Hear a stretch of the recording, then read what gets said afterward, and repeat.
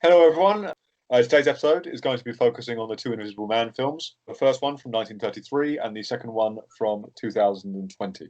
Unlike with the previous couple of episodes where we've talked about two films, one being an original and another one basically being a remake, this is different because neither of these films are really in any way connected aside from the character of the Invisible Man. I mean, his name's Griffin in both versions, but they're still different characters and don't have the same stories, they don't have the same styles, they're basically just totally different. They're very different characters who use the same gimmick, pretty much. Imagine if you were just pitching a film, right? You were pitching an idea, and the kind of major outline you had to follow is an intelligent guy named Griffin turns himself invisible and does a lot of terrible things. That's kind of the outline for both films, but both of them take it in a different direction.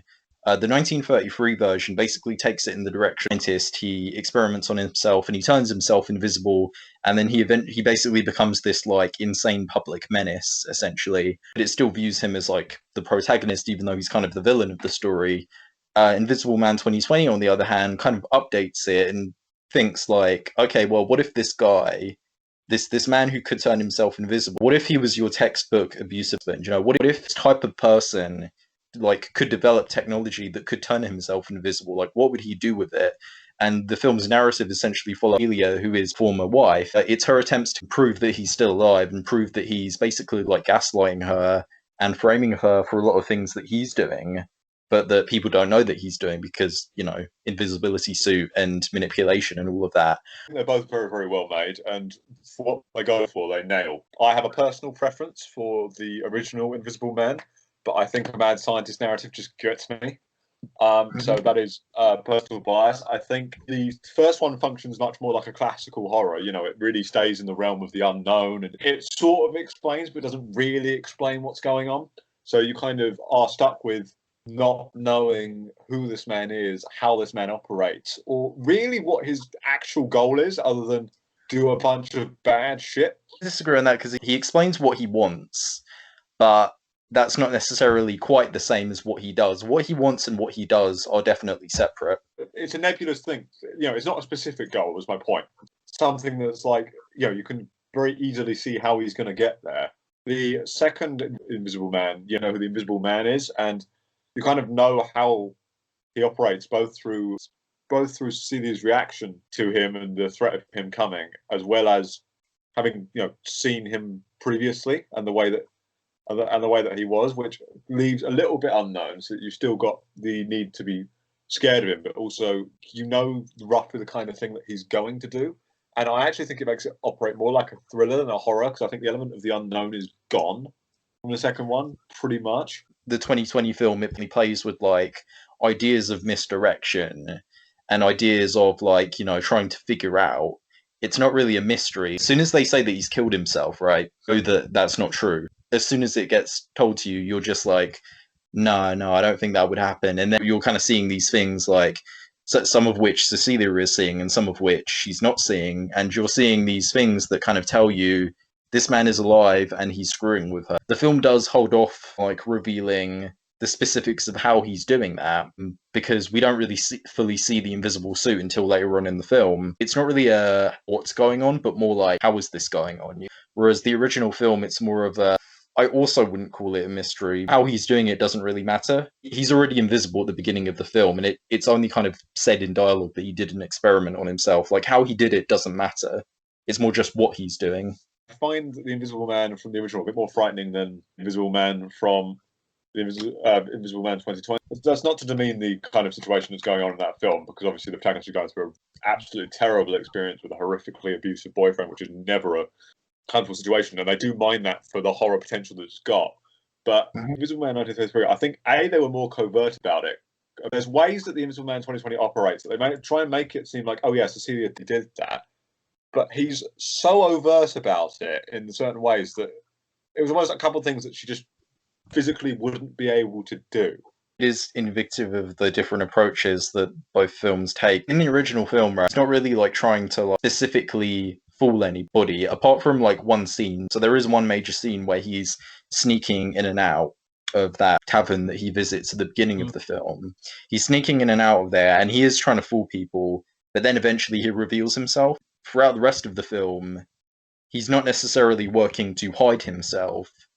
Whereas in the 2020 version, you can tell that he doesn't want people to know that he's there. Cecilia is the only one who is allowed to know that he is there, but he knows that nobody will believe her. I mean, I disagree necessarily that the Invisible Man in the original is looking, to reveal himself, but I think he's less wary of revealing himself than the Invisible Man from the later film. He perfectly does hide himself to do stuff, like, for example, when he is, sitting in the guy's car and then drives it off the cliff. He 100% was hiding himself there, but because he never claimed that he was dead, some other people did that for him, and he didn't. And his plan didn't rely on him being assumed dead. It was just, I'm just gonna go and do my thing. It wasn't as much of a issue for him staying secret. While obviously the Griffin from the later film, if he hadn't stayed secret, his whole plan gets ruined. In that way, you also know that he is a hampered monster, which again I think makes him less effective because he can realistically be stopped. In the original film, he did feel unstoppable. That montage where he's able to completely evade getting caught and cause chaos everywhere. That bit where he throws out money, or that bit where he causes the train to derail. But I think the reason why the 2020 version of Griffin is scarier to me is just because he's just so smart and determined. For the most part, he does almost get away with it as well. If it wasn't for Cecilia's actions at the end, I feel like he probably would have gotten away with it. Yeah, I mean, if she hadn't, dressed up in the Invisible Man suit herself and killed him, then he wouldn't have faced punishment. That's absolutely true. He said, "Well, I'm not saying he's not smart or an effective monster. He is. I think, I think 2020 Griffiths is great. I don't consider that film a horror. It's marketed as one, but I don't consider it a horror. Actually, if I'm being honest, I think because it's got such a focus on, he's somehow back, but I don't know how." And things like that. It marks itself as a thriller, and it works really well as a thriller. I've got to say, it really gets you into Cecilia's mindset, and it also makes the Invisible Man something that can be overcome realistically. And it feels like two humans battling it out rather than an unstoppable human, which is what the original feels like. I think it's that difference that is going to determine which version of the film you prefer. Depends on what you want out of a concept like this. I think the latter film examines gaslighting very, very well. And it has some very, very uncomfortable notions in the film that I think work brilliantly to its advantage.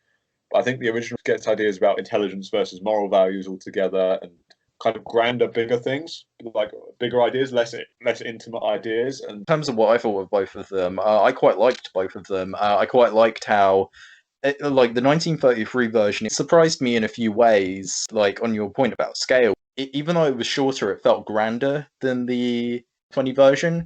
The main central, to me, thematic idea of that film is kind of based on contradiction.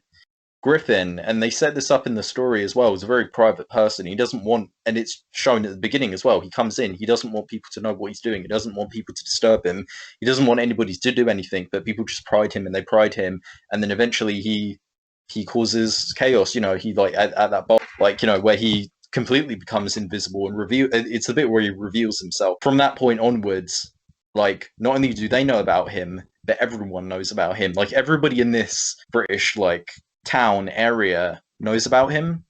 Word spreads about him. So in some respects, you have this kind of contradictory idea of, yes, he is the Invisible Man, but everyone knows about him.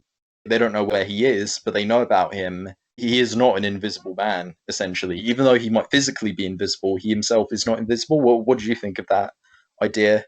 I can see where you're coming from, the idea of contradiction, and he is quite a contradictory character. I think, especially the ending, to me, kind of grounds it in the idea of the horror of too much success or too much progress. Because if you think about it, he makes probably one of the most significant scientific breakthroughs it is possible to make with chemistry, and all it does is drive him absolutely insane with possibility. So he almost does it all, twisting from a man that had a loving wife and seemed respectable and like a loving person beforehand. It twisted him into a maniacal maniac, and it kind of showed how that sense of progress. They couldn't really stop it from going that fast. And I think the ending really does sum that up as well, because his last line to Fiona on the deathbed is "Oh, I meddled in that which man must leave alone," or something to that effect. That's kind of the opposite take of the 2020 version, because the 2020 version approach that it takes It's very much based in the idea of the Invisible Man being metaphorically invisible as well. Like, and especially because in the story, for the most part, Cecilia is the only person who really knows Adrian Griffin's true nature. Yeah, how She was abusive really, he is, how horrific. Yeah, and how yeah, much it's like not she's nice. the only one who knows, and that's even something that's kind of applied to the audience. Even the audience has slightly kept it a bit of a distance because we don't get any like flashbacks of how their relationship was. We just kind of hear about it. But based on his actions, we can buy that he was probably just as bad as this, even before he had like properly used the invisible suit, and properly started this like quest to control her. Even this like line his brother said, like, you're the first one that's left him, and that kind of sends a whole bunch of ideas into your head. Like, okay, well, did he have other girlfriends? Did he like kill them? What did he do? And mind is left with all these like possibilities of how their relationship could have been, but we're also the only ones who know what she knows about her being gaslit by this guy. And in the story, given how he's trying to frame her for things that he's actually doing, he is literally invisible. He is literally unseen. Well, yeah, because everything that kind of happens gets blamed on her, which is kind of a very familiar thing with abuse in the first place. And Mhm. then things get messier and messier, and he seems to just be able to adapt to anything. And he seems to not, it seems that they can't stop him from getting to her, which is really really impressive because no one will believe her anyway. So he just continues to get away with it, and Mhm. she can't really do anything to stop him. Interesting motif in the film is this motif of cameras watching that you Yeah, see often. I mean, obviously it's in his like suit through these like optic lenses, but throughout the film, there's this constant motif of cameras, and someone's yeah, always or even like the shots over the city, you almost feels like Adrian is this like godlike force, As I think the Claude Rains one, he definitely wanted to be like a god, a man with unlimited mass power and totally worshipped like a god.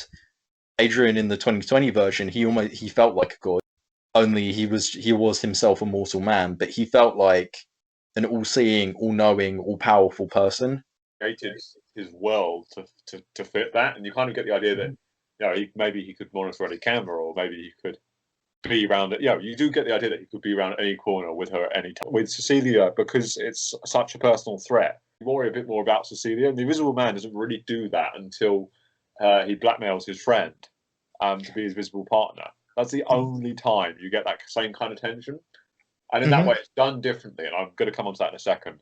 But the way it's done with Cecilia, it puts you on her side pretty much immediately, and also stops you de-empathizing with the people around her who aren't believing her. I mean, Mhm. I'll admit, I didn't connect with the sister at all. Her Oh, death okay.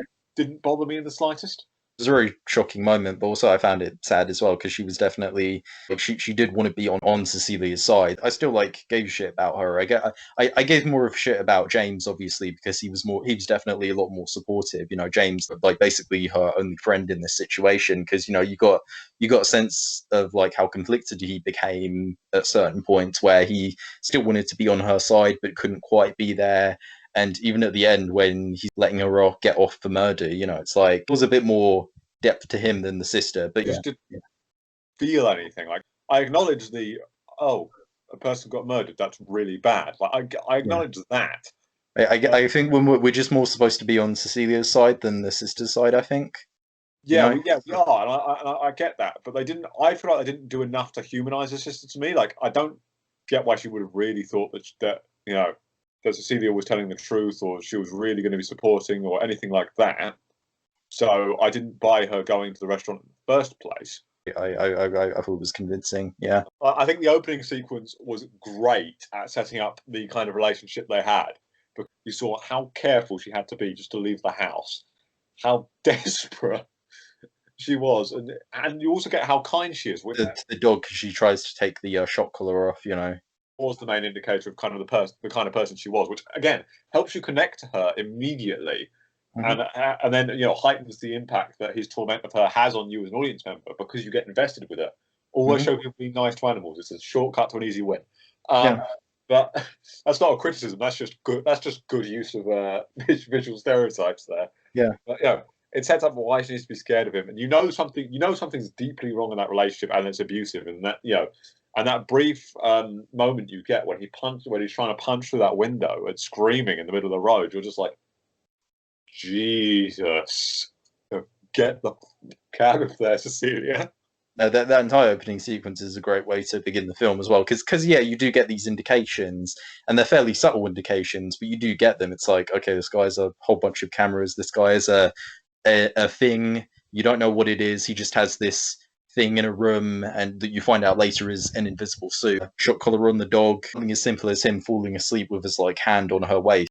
It's like all of those hints, and then the tension just kind of builds and it increases. A big positive to this film is the soundtrack as well. The soundtrack is amazing. It's very, sometimes it's very orchestral, sometimes it's very sad, sometimes they go for a more like kind of techno,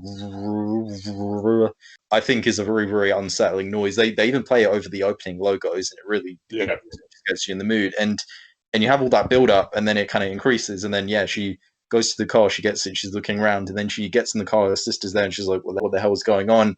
Runs up, goes, open the door, smashes the glass, tries to grab her, and you also get a sense of just how like tough this guy is as well. Like, he's not like classy English gentleman, he's like a rough, thuggish American guy that's all just like, this guy is totally determined, and he's willing to do whatever it takes, even something like smashing a car and trying to like pull her out of the car. Like, most of the situations they create are really effective as well. Like whacks the hell out of James's daughter to create that separation. That's brilliant, because you can tell the daughter's got a slight disconnect with, I didn't even see you move, but at the same time she's like, well, no one here, you must have fucking hit me.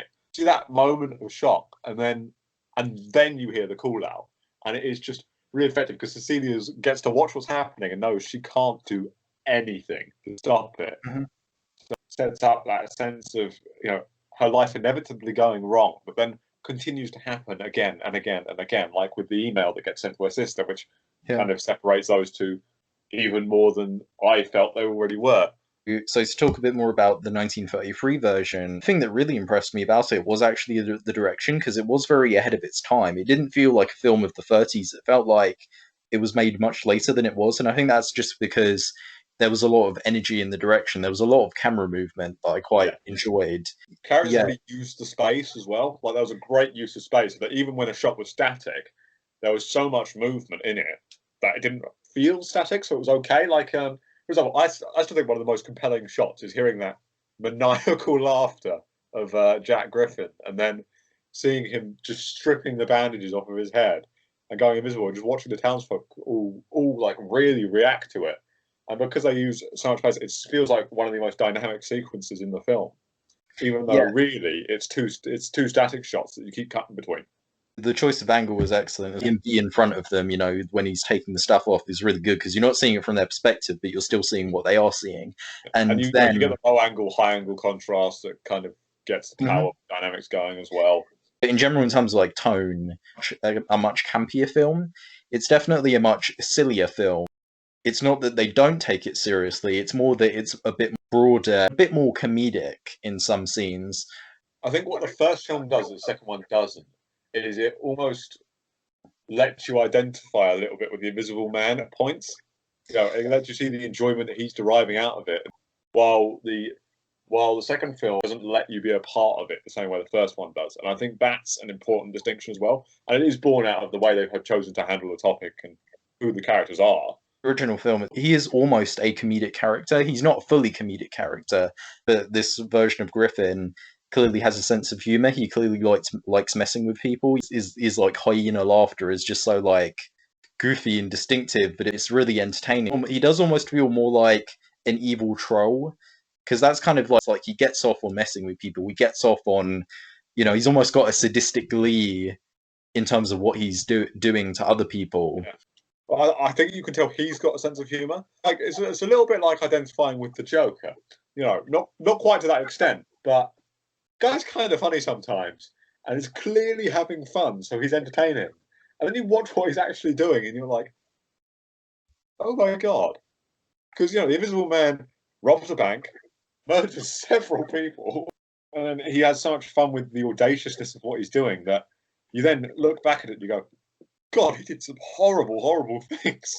And then at the end of it, you do have a bit of sympathy, like again when Yeah. he's like dying on the bed. That's the most vulnerable and the most tragic that he is. So it is interesting that they were able to balance all those things. They were able to have him be funny, have him be like a bit sympathetic. Like even at the beginning, before he like properly Yeah. becomes the villain, you think this is just a guy who just wants to be left alone, and everybody keeps on bothering him and keeps on bothering him, and so you can understand why he gets a bit frustrated. But again, they balance it out with like him being genuinely threatening. I think that is a testament to the director, actually. Yeah, to James Whale, he was able to like balance this stuff and not make it seem like, wait, are we actually supposed to take him seriously? Or wait, now we're supposed to find him funny? Happen with like villains where they're trying to balance them being like fun and entertaining, but also genuinely threatening. So sometimes it doesn't work, but it works here. There's so many genuine moments of threat. Like every time he spoke to Kemp, and Kemp tried to back out, and you just heard his voice just change, and suddenly that sadistic glee was gone, and that what was left was pure threat. And then because it's such a contrast, I think it heightens the threat that he poses in the film, because whenever he cuts that act out, it lends power to whatever he's doing. Kemp's fear then becomes that much more real. And in the bit where he's giving the speech as well about what he intends to do, he's not directly threatening anybody, but he is projecting menace. He is projecting the intention of, I'm going to do this. I'm going to do all of these horrible things. I'm going to like gain power. I'm going to have people worship me, and he is quite scary in that moment as well. I think the biggest difference between two films, the first one, you are centered on, Jack Griffin a lot more than you are on anyone else. He's almost the protagonist in the original, while the second one fleshes out its protagonists, and as not the Invisible Man, but Cecilia, James, and arguably the sister, although I personally disagree with that one. But it focuses time on them and gets you connected with their emotions. As such, the threat that they possess is very, very different. Because one involves a threat to yourself, one involves not a threat to yourself. And I think the thing that I appreciate the most out of the direction of the second Invisible Man is how hard it commits to a tone. It goes with a realist in a sense of inevitable doom. On a thematic level, she's out of an abusive relationship, but she can't believe she's out of it. Then, obviously, it is revealed that she's not, but it almost, kind of mirrors the paranoia that would be there. And I actually think my favourite scene in the film is when James is encouraging her to just try and walk outside just a bit. She gets to the post box and then runs back, and the way that scene is set up, like everything seems like a threat. It's just like a jogger, and that's it. And it seems so menacing, even though it isn't. Aligns you with Cecilia so well. But then when she gets back in as well, you get the setup of what her support network currently is. So what has to get ripped away, because we're only about 20 minutes into the film. And the way that the sister's like, a bit frustrated because you got into the post box. But James is like, hey, you made it to the post box. That's amazing. You really see where her support actually comes from. And so what her first go-to would be, what her point of desperation would be, and what the no hope zone is. Like Invisible Man 2020 is no humor, pure, intense dog thrills, essentially. But what it kind of uses is that it uses its like much darker tone to kind of only say what would happen if this kind of happened in reality. So it says, what is it like for a person to leave an abusive relationship, and what does a person have to do to fully get herself out of it? Like, they have to leave, then they're thrust back into it. What do they have to do to permanently sever that link?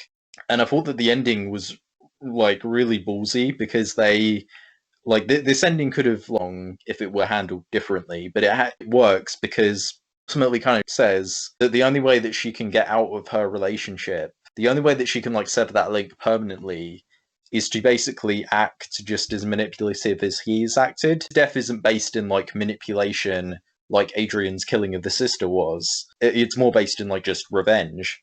But she ends up becoming manipulative, kind of like he was. She even puts on the suit as well to kill him. Like, what that ultimately sends as a message is that like after you leave your relationship, whatever that is, you can't get rid of that person. Even if that person is dead, even if you've killed that person, you can't get rid of them, and they will always remain part of you. And that's shown quite well by like the final shot as well, because the final shot of the film, it's her walking up the stairs, and on some level it's triumphant, but the lighting as well, like half of her face is like is shadowed and half of her face isn't. It's almost kind of representing that now Adrian has kind of become a part of her. It's not a happy ending at all. Like, it's not like, oh, she's won here and freed herself. And it's not like she thinks, oh, my problems are gone now, it's all better. She's just kind of like, this is the best option I can see. Out there, there's nothing he can do to me. You get the sense that he might still be up there a little bit. This is kind of like her completely taking back her agency from him. What she does here is out-manipulate his manipulation. He's still trying to gaslight her at this point. It kind of gets through to the message of, like, abusers don't change. And I think that's probably true. They probably don't. Or at least not significantly with the person that they abused. And the fact that it has the survivor overtake that, weaponize it in a way that it can't be used against her anymore, is just powerful as a plot device, and I think it gives this ending a lot more hope than tragedy. The thing I quite like about the film is that the Cecilia character is a very proactive character. She doesn't just stay in her position, she tries to get out of her position, even as it makes her look crazy. I think it's crucial that her first action in the film is to make the step to break away from him. That was the first time we see her. We know that she's an active character trying her best to get done into a situation, so it avoids any of the really ridiculous arguments that you can get sometimes, that, oh, well, they didn't try and get out. Even if they didn't, their fault, how? But importantly, it kind of shows her being a very, very active character who's got her own distinct personality, tastes, interests. It doesn't diminish her in any way. And I think that really helped audience connection, certainly. At first, I did kind of have a problem with the fact that we weren't able to really get to know Cecilia outside of her situation. But then as I thought about it, I thought that was the point. The point is that although we do know that she is her own distinct person, and we do get enough bits to sort of show she isn't just Adrian's like puppet or tool or, thing that he can control, especially through her being genuinely proactive and genuinely working against him.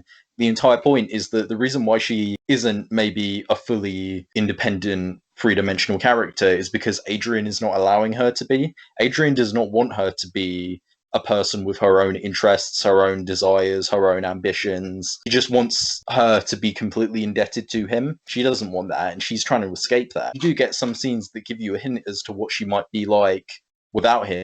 In that bit where she gives the ladder to, Sydney, James's daughter, or the bit where she's just going for a job interview. It's like, yeah, she has a life, but Adrian won't let her have a life. He won't let her be her own person. Yeah, and I like that it shows you that she's also a lot better without him. Like, even though the money did come from him, when she offers that money to fund James's daughter going to art school, she at once shows gratitude, faith in the future, and just genuine kindness, which helps you connect. It's an interesting comparison as well between like the two films. When you go back to the 1933 version, that's different in that there is actually a romance, the romance between him and his love interest, but it's more of a tragic one, and she does still love him despite his actions. You could argue that it's like not a good relationship or that it's a toxic relationship, but he himself is not bad to her. It's more just that he has this desire and he doesn't want to give that up in favor of him having this relationship. It is very much success over relationships and love over anything else. That is kind of what the film is arguing against the original. Sure, it doesn't show that relationship being a toxic thing. It shows it being a very, very good thing. And the horror is that the Invisible Man is rejecting it in pursuit of this invisible lifestyle where he's not connected to anyone or anything particularly. While the horror from the new one is all about you need to escape that kind of relationship. How that bond can be like a prison almost. And that's a good thing that you're bringing up about that kind of difference, that kind of subversion. So I feel like in terms of both of the films, what they both essentially are is you take the 1933 version or you take the 2020 version and you just take almost any element from them and just invert them, essentially. Yeah, I agree. Do the opposite, and you have the other version. So to give you an example, quite a few examples there. In terms of 33 to 2020, it's Britain, America, male lead, female lead, protagonist, antagonist, short film, only 71 minutes, longer film, like 2 hours, black and white, color. If you get a bit more specific as well, you have like character differences as well. Like the police play roles in both films. The original one is a horde of white British police people who are just trying to find him. In 2020 version, for the most part, you just have James, who is a police officer, but he's American black dude. And you also get police effective and useless. yeah, in the original film, they are certainly very, very intelligent in their ways of trying to stop him, particularly that forming that circle. Brilliant. Wow, that's a very smart maneuver, making sure he can't go anywhere. But in the 2020 version, again, deliberately, it's like they're not depicted as particularly like competent. Even James isn't that competent. He's not able to, like in that ending bit where he just gets the shit beaten out of him. It's kind of saying like, yeah, law enforcement won't be on your side. But the most interesting difference is the difference between the person who's helping the Invisible Man, because in the original one it's Kemp, and in the new one it's his brother. Kemp in the original film, not a bad guy, but he's extremely spineless. He's extremely cowardly, but he's kind of cowardly in a good way because he just wants to get, Griffin caught. And Griffin is a criminal at this point, and he's trying to snitch him to the police and stuff. And you have that, like he's like, you have this spineless assistant, and he's like messing up Griffin's plans. In the 2020 version, you have a bit more insight into Adrian as a character through his brother, because they focus on his brother, who's this lawyer, the sense that this guy is also totally spineless, just like Kemp. It's even called out in the film. Cecilia calls it out. He's basically Adrian just without the spine. And he's also kind of the opposite as well, because he never fights back against Adrian. He never, always on his side. He's just as much of a liar. He dies as well, but not at the hands of Adrian. He dies at like Cecilia's hand. And other difference as well. Kemp wasn't related, whereas the brother obviously is related. In both films, they're kind of pointing out an invisible man would still need a person on the outside to operate, a visible person on the outside. And in one case, that could go wrong. And in another case, for the most part, it could go right. And they especially showed that well in the 2020 version about his brother. He's almost always sitting down in a chair, and he's always like kind of slouched as well. This is a guy who, even if he was similarly a victim of Adrian, just never had the spine to tell him that he was a bad person, and is willing to be just as bad as he is. Yeah, you kind of get the idea that he prefers having like the easy ride, it's just going along with whatever Adrian does. While Dr. Kemp is a much more, I'd say, actively antagonistic force to the Invisible Man, trying to get him caught. He's collaborating with the police. And it's what gets him killed in the end, to be fair. Mm-hmm.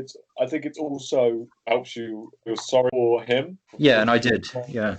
Don't at all for the brother. His brother was actually willing to do something that Adrian didn't do, which was kill the daughter, because Adrian was willing to like hit the daughter, but he wasn't gonna kill the daughter. He was just gonna get his brother to kill her. It wasn't like a case of like mercy or better morals, but it's like, wow, this assistant, he's willing to kill a kid.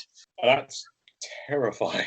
Again, I think it adds to Adrian's power to manipulate him doing that, because it's like, Jesus, you've manipulated somebody so badly throughout their life that they're just willing to kill for you. Bloody hell. Possibly die as well. He could have either gotten caught or he could have died in that situation at the end. As long as Adrian was found tied up in the house, it was going to go fine. It didn't matter what happened to the brother. It was just like a brilliant chess move. And in terms of the bigger difference as well, in terms of direction, James, well, he like blends tones, how he does this cinematography stuff. Lee Wannell's to the 2020 version, it's definitely more familiar.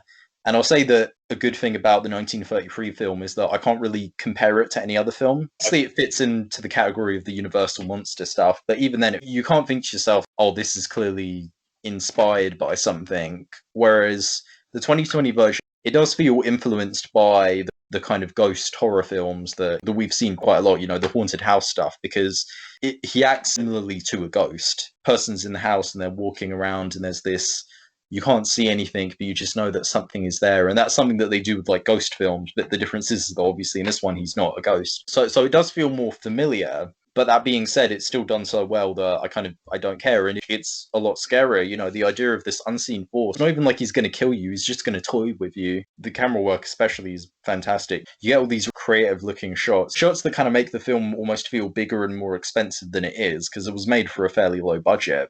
It's dynamic. It's got a lot of atmosphere. The shots don't cut too quickly, but they also don't linger for too long.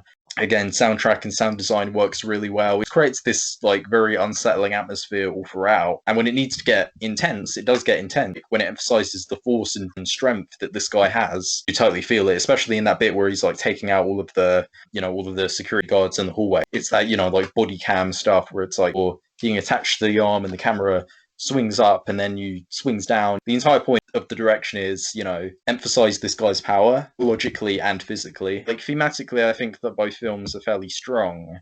The 2020 version gives a bit more time for these ideas to sink in than the original version, whereas the original version feels a lot more action heavy because of the short runtime, but it almost feels like something important is happening in every scene, whereas the 2020 version does give a bit of time.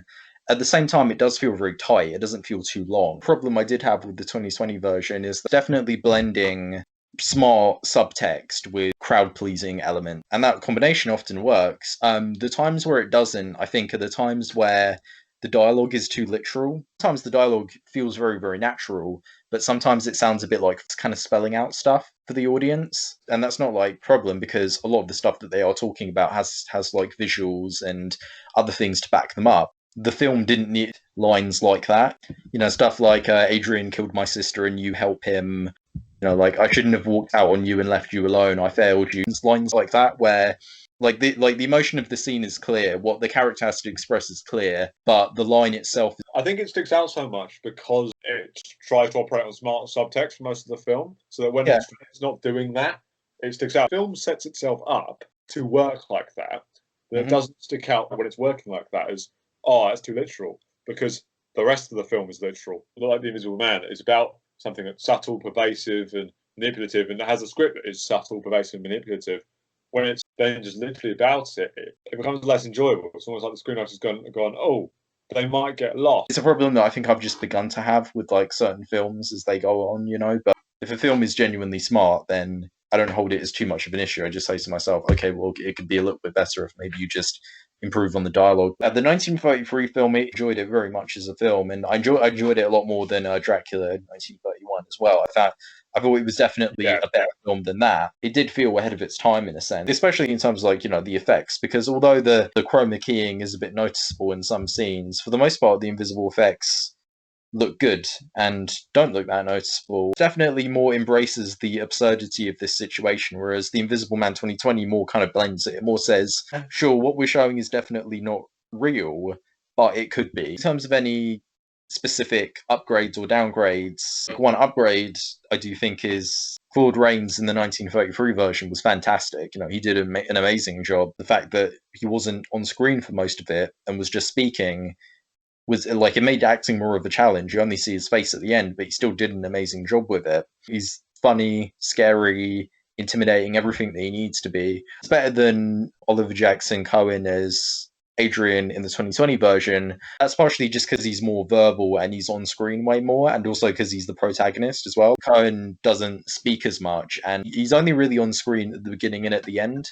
For the most part, he's just in the suit. I would say, however, that he does that ending pretty well. The last scene is great. It's not anywhere near as compelling as Claude Rains was, but he both feels more human and less human than the Invisible Man from the 1933 film, because he is, he's vulnerable like a human is and all that, but he's less of an actual person. He's more of an idea, while the Invisible Man from 1933 is a person fighting for an idea. But he does a good job in that final scene where he's like, in the dinner table bit. He's trying as hard as he can to seem like a nice guy and trying hard as he can to seem totally innocent, but we know and she knows that that's not true, but he still does that well, and even when he's like invisible, you still feel his like presence. But yeah, Claude Rains gave that performance overall. Like in terms of the 2020 version, a lot of that is more buried by Elizabeth Moss as Cecilia, and she does a really excellent job in that role as well.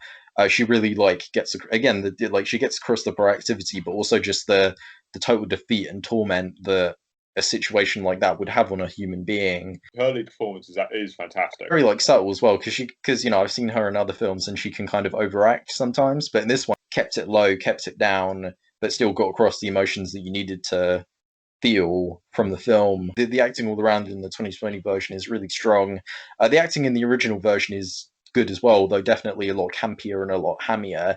Especially the woman playing the maid. Holy shit, was she? She found her kind of annoying. So I was kind of glad when she wasn't in the film. The one who was all like, ah, ah, ah, ah. It was campier, but like for the most part, it was still good. You know, I just feel like Rains was the one who really stole the show in that film. Yeah. I mean, it's no surprise if you've seen like him in like Casablanca, because he was amazing in Casablanca. But Claude Rains was a fantastic actor that doesn't get remembered with the same reverence as someone like Bogart does. in like Bela Lugosi or Boris Oh, Karloff, he you know, should absolutely be up there with Bela Lugosi and Boris Karloff. Like, still think The Invisible Man is the best thing produced by Universal Horror. But I think it is probably the film that I found the most effective, the one that held my interest.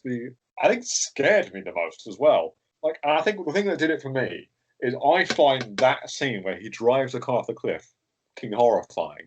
Just the idea of being trapped in a moving car without being able to stop it, going to my certain death, not wanting to go, but knowing I am never, ever going to be able to survive this. him describing it as well. You know, him just Oh, describing God, every yeah. step and then Just doing like, it.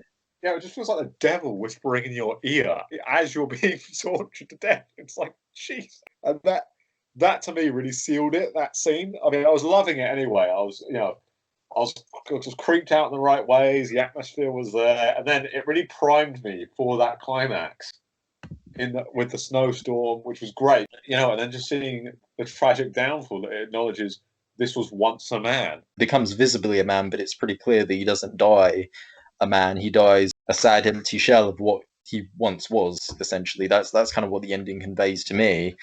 I haven't seen all of the Universal monster films, so I can't fully judge. Definitely the most creative idea that they had, because in terms of Dracula and Frankenstein, and even the Mummy, and even Creature from the Black Lagoon, those kind of have set ideas that always have to be followed. Whereas in The Invisible Man, all you need is just a smart guy who can turn himself invisible, and that's it. And you can do anything with that. Like, what I noticed about the sequels, the ones that followed up the 1933 version, is that they all were different. You know, none of them were the same as this one. It's like they did this one, and then you got a whole bunch of other different versions. And that's why I think the 2020 version works, is because it kind of continues that creativity and has a great hook, a great idea, and runs with it. I think The Invisible Man as a concept is something that almost gives you near endless possibilities. Each film so far that's done it has explored it. And all I can say, to be fair, is bring on the next one. Give it 10 years, give it 20, and then do another. Because it's one of those where I'm like, where you're like, we could do fucking anything, and you'll never know what we're going to do with it. The 1933 version didn't necessarily have an audience pleasing quality to it, or an audience marketing quality to it. It was very much just like, well, this is the original story and people might like it. But the 2020 version does specifically target people. It just does it well. Like, it targets people who have been in those kinds of relationships. It's a movie for them and about them. And it's also, again, got that paranormal activity quality of a ghost in your house, or somebody in your house. It's like somebody that's making you think that you're going crazy when you're not. Yeah, both of them have differing intentions, but differing stories, but they do both of them well. So overall, to summarize, yeah, both of us would recommend both of these films. Again, different experiences, but both very strong ones.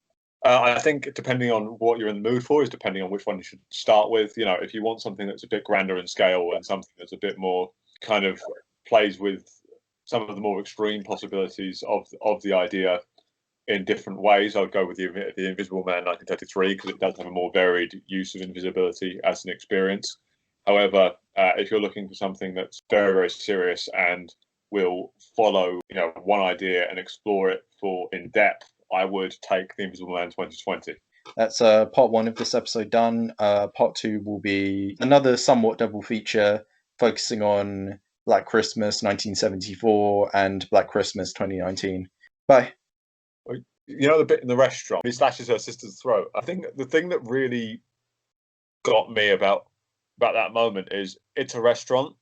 They all have cameras in there.